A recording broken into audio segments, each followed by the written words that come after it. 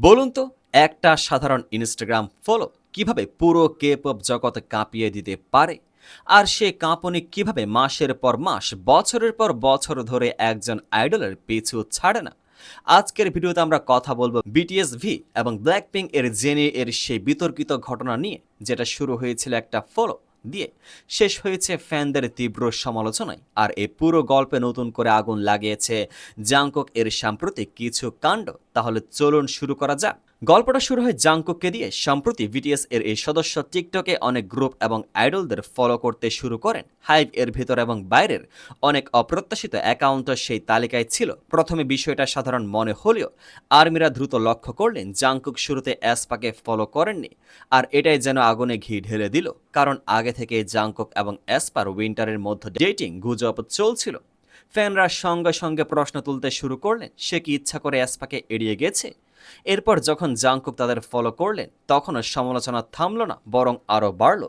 Dam if he does, damn if he doesn't, অর্থাৎ করলেও দোষ, না করলেও দোষ। এই পরিস্থিতিটাই জাংকুকের জন্য তৈরি হয়েছিল।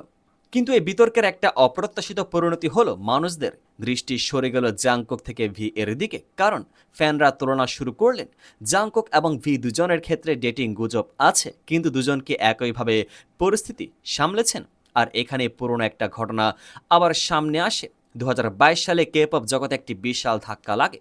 বিটিএস ভি এবং ব্ল্যাকপিঙ্ক এর জেনিকে নিয়ে তথাকথিত কিছু ফাঁস হওয়া ছবি ছড়িয়ে পড়ে সোশ্যাল মিডিয়ায়। সেসব ছবিতে দুজনকে একসঙ্গে ছুটি কাটাতে দেখা গেছে বলে দাবি করা হয়।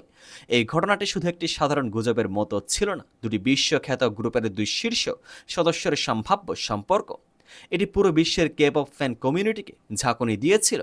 তবে এর আগে একটি ঘটনা ঘটেছিল, যেটা মূলত পুরো গুজবের সূত্রপাত করে।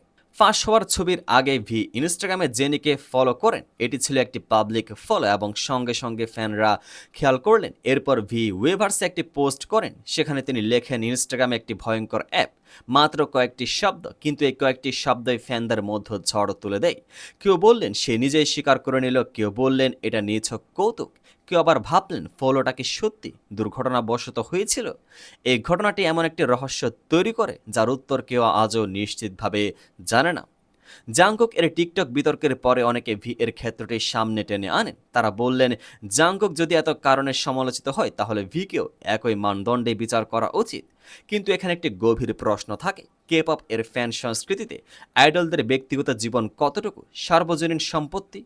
একটা ফলো, একটা পোস্ট, একটা ছবি, এগুলোর ভিত্তিতে কোনো মানুষকে কতটুকু বিচার করা ন্যায্য? তো বলুন, আপনাদের কি মনে হয় ভি এর সেই ইনস্টাগ্রাম ফলো কি সত্যি দুর্ঘটনা ছিল, নাকি এর পেছনে অন্য কিছু ছিল? জাংকুক আর ভি এর ক্ষেত্রেই কি একই মাপকাঠিতে সমালোচনা হওয়া উচিত? নিচে কমেন্টে আপনার মত জানান। আর এই ভিডিওটা পছন্দ হলে লাইক দিন, সাবস্ক্রাইব করুন। আরও এরকম ইন ডেপথ কে-পপ বিশ্লেষণের জন্য পেজটিকে ফলো করে পাশে থাকুন।